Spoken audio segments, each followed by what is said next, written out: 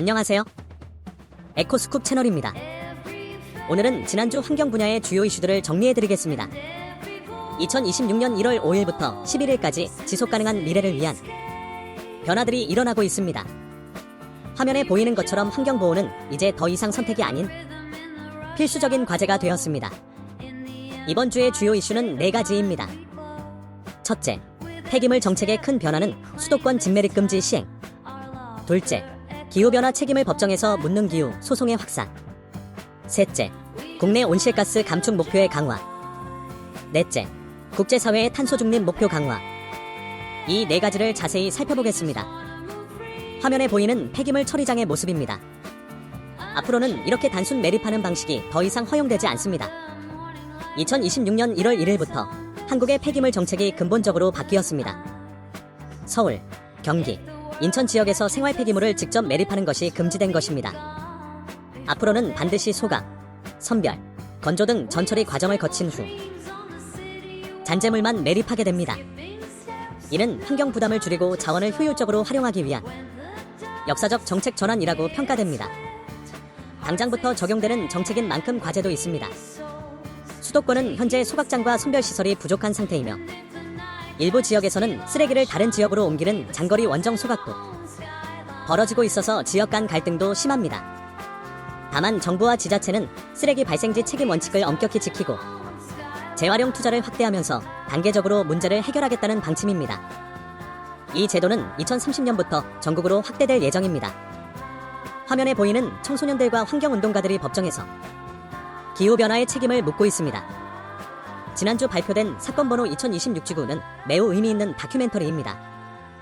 기후변화가 더 이상 단순한 환경 문제가 아니라 법적으로 책임을 물을 수 있는 사건이 되었다는 뜻입니다.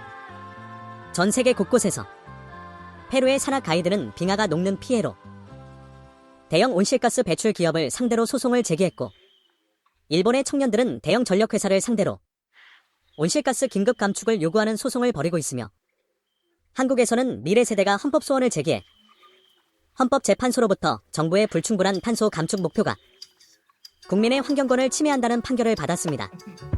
판사들은 온실가스를 배출하는 기업들이 기후변화로 인한 손해에 대해 원칙적으로 책임이 있다고 판단했습니다. 이는 국제법상 국가의 기후 의무도 명확하게 해주었습니다. 환경 문제가 이제는 권리의 문제로 진화한 것입니다. 화면의 탄소 중립과 지속가능한 녹색 기술이 국내 정책의 방향을 보여주고 있습니다. 국내에서도 중요한 결정이 내려졌습니다. 지난 8월 헌법재판소는 정부의 탄소 중립 기본법이 국민의 환경권을 침해한다고 판결했습니다. 이유는 2031년부터 2049년까지의 구체적인 온실가스 감축 목표와 경로가 없기 때문입니다. 헌법재판소는 정부의 2026년 2월까지 이 기간의 구체적인 감축 계획을 법률에 반영하도록 요구했습니다. 정부는 이를 적극 추진하면서 탈탄소 녹색 문명 전환을 목표로 삼고 있습니다. 이는 기후위기를 성장의 기회로 만들겠다는 의지이며 재활용 기술과 신재생 에너지 산업 육성에 정책 역량을 집중시킨다는 뜻입니다. 화면에 보이는 태양광 패널과 풍력 터빈은 국제사회가 나아가야 할 방향을 상징합니다. 국제사회도 기후행동을 강화하고 있습니다. 유럽연합은 2040년까지 온실가스를 1990년 기준으로 90% 줄이기로 잠정 합의했습니다.